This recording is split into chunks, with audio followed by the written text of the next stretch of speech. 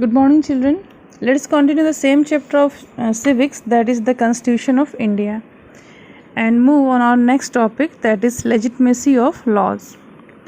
So, Constitution institutions को laws को interpret करने की अथॉरिटी प्रोवाइड करते हैं और इसके इफ़ेक्ट में constitution gives conformity to the laws और रूल्स.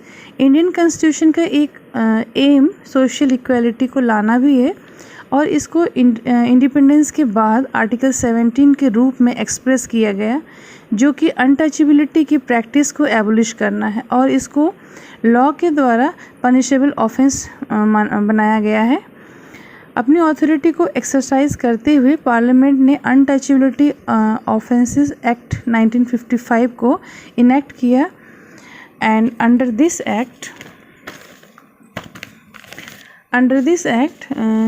कुछ एक्ट्स को ऑफेंसिव डिक्लेयर किया गया जब उन्हें अनटचेबिलिटी के ग्राउंड पे किया जाए. नेक्स्ट है कुछ ऑफेंसेस के लिए पनिशमेंट्स फॉर्मुलेट किया गया है, जैसे किसी इंसान को किसी पब्लिक इंस्टीट्यूशन में एडमिशन ना मिलना, जैसे प्लेस ऑफ वर्क हो गया, स्कूल है, हॉस्पिटल है, वाटर के सोर्सेस से उनके यूज़ को लेकर या फिर रोड के यूज़ को लेकर. इस एक्ट को फिर से 1976 में अमेंड किया गया और अनटचेबिलिटी की प्रैक्टिस को लीगल ऑफेंस डिक्लेयर किया गया और ऐसा करने वाले को लॉ के द्वारा पनिशमेंट मिलेगी, जिसमें एक या 2 साल की जेल हो सकती है. और इस एक्ट के द्वारा कॉन्स्टिट्यूशन में प्रोहिबिशन ऑफ अनटचेबिलिटी को एक रियलिस्टिक और इफ़ेक्टिव शेप दिया गया. Making of the Indian constitution, जब ब्रिटिशर्स ने ये डिसाइड किया कि इंडिया को छोड़ने का डिसीज़न लिया, तब उन्होंने डिसाइड किया कि वो कॉन्स्टिट्यूंट असेंबली सेटअप करेंगे और इंडिपेंडेंट इंडिया को कॉन्स्टिट्यूशन को प्रिपेयर करने के लिए. हालांकि मोतीलाल नेहरू और 8 other Congress leaders had drafted a constitution for India as far back as 1928. In 1931 के कराची सेशन में कांग्रेस ने इंडियन कॉन्स्टिट्यूशन के फीचर्स को डिस्कस किया. इन दोनों डिलिब्रेशंस में यानी विचारों में से कुछ बेसिक वैल्यूज़ को इंडियन लीडर्स ने एक्सेप्ट किया, जैसे यूनिवर्सल एडल्ट फ्रेंचाइज हो गया, right to freedom and equality and protection of rights of the minorities. So our next topic is Constituent Assembly. So the Constituent Assembly was dominated by the leaders of the freedom movement such as Dr. Rajendra Prasad, Dr. B.R. Ambedkar, Pandit Jawaharlal Nehru, Sardar Patel and Maulana Azad. तो ये वो leaders हैं freedom movement के जिन्होंने constituent assembly को dominate किया था. सरोजिनी नायडू और विजय लक्ष्मी पंडित ये वुमेन मेंबर्स हैं कॉन्स्टिट्यूंट असेंबली के. The first meeting of the Constituent Assembly took place on 9 December 1946. तो Constituent Assembly की जो फर्स्ट मीटिंग है वो 9 दिसंबर 1946 में हुई. Doctor Rajendra Prasad was elected the president of the Constituent Assembly.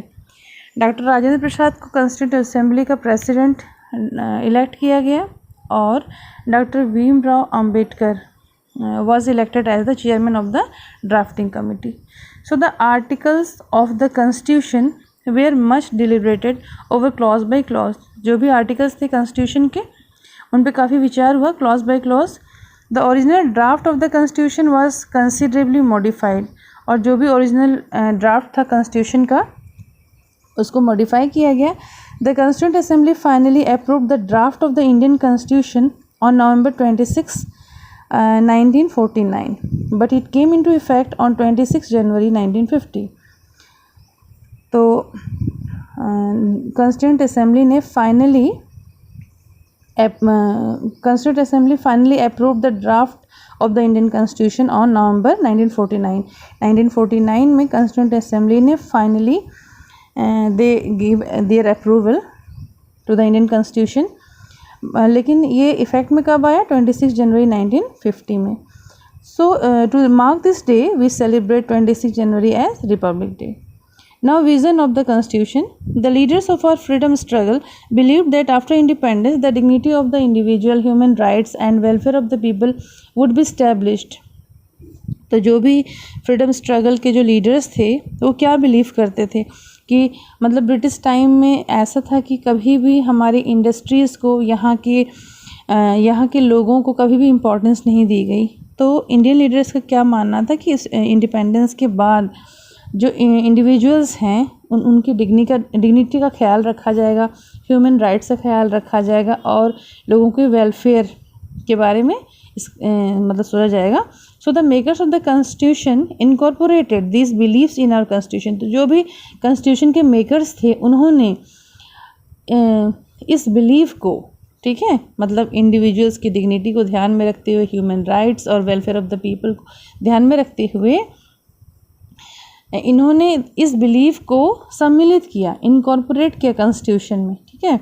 So the preamble of the constitution is a reflection of the vision of the constitution makers. तो ये जो प्रीएम्बल है कॉन्स्टिट्यूशन का, ये क्या है? ये एक रिफ्लेक्शन है, ये रिफ्लेक्शन है कॉन्स्टिट्यूशन मेकर्स के विजन का, ये एक रिफ्लेक्शन है। So our next topic is preamble. So the preamble is the brief introductory note at the beginning of the constitution. Preamble क्या है? ये एक brief introductory note है जो कि constitution के beginning में है। It lists the sources of authority, the system of the government, the objectives to be attained by the political system. इसमें क्या है?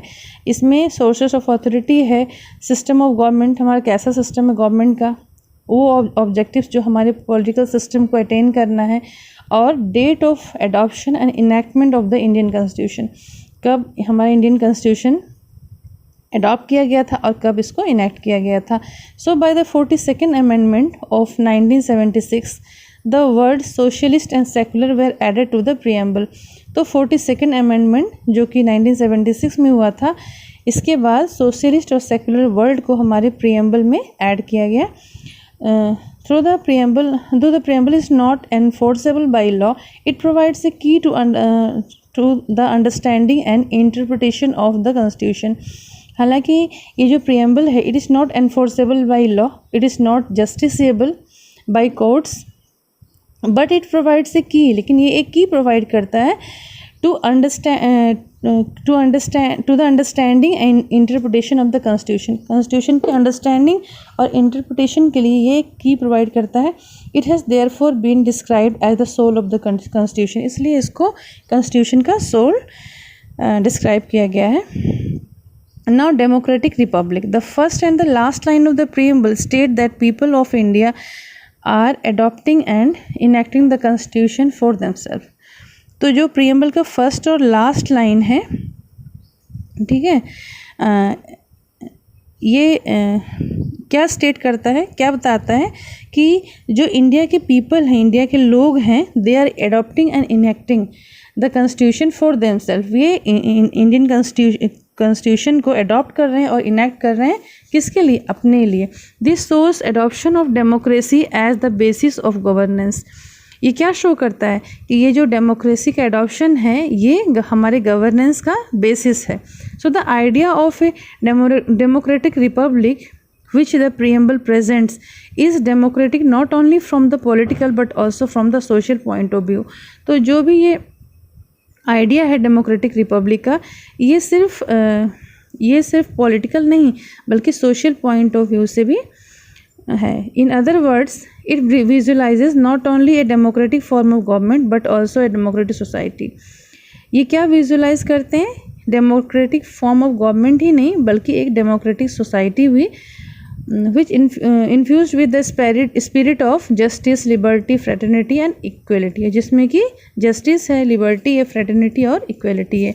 Common to all forms of democracy is the participation of the people. सारे form of democracy में क्या है? लोगों का participation है, ये डेमोक्रेसी का मेन चीज़ है। सो डायरेक्ट पार्टिसिपेशन हो या फिर indirect. So India has adopted a representative parliamentary democracy model of government. तो इंडिया ने क्या अडॉप्ट किया है?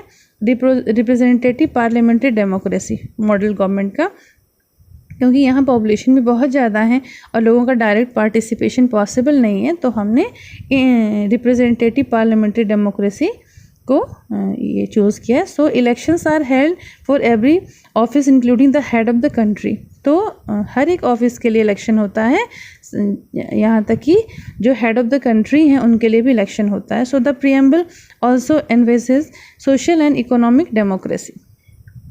तो यहाँ की डेमोक्रेसी कैसी है? सोशल और इकोनॉमिक।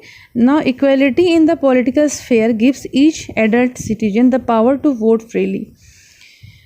पॉलिटिकल स्फेयर में इक्वलिटी क्या प्रोवाइड करती है? यहाँ के जितने भी एडल्ट सिटीजन्स हैं जो 18 ईयर से अबव हैं, वो फ्रीली उनके पास पावर है कि वो वोट दे सकते हैं। सोशियो इकोनॉमिक प्रॉब्लम्स जैसे कि पॉवर्टी हो गई, हेल्थ है, इनइक्वालिटी है, where mean to be tackled in the constitution to ensure social democracy.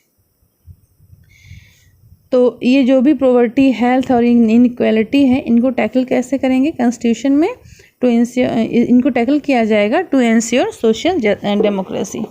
Now justice, as stated in the preamble, our constitution aims at securing social, political and economic justice for all। जैसा कि preamble में पहले ही बताया गया है कि हमारे constitution का aim क्या है?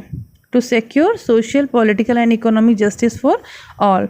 So social justice means no discrimination on the basis of birth। social justice क्या है? कोई भी हम discrimination नहीं करते हैं on the basis of birth, caste, race, sex, religion, मतलब उन कहीं भी उनका बर्थ हुआ हो या उनका कास्ट कुछ भी हो, वो कोई मेल हो या फीमेल हो, ठीक है, और किसी भी रिलीजन के हों।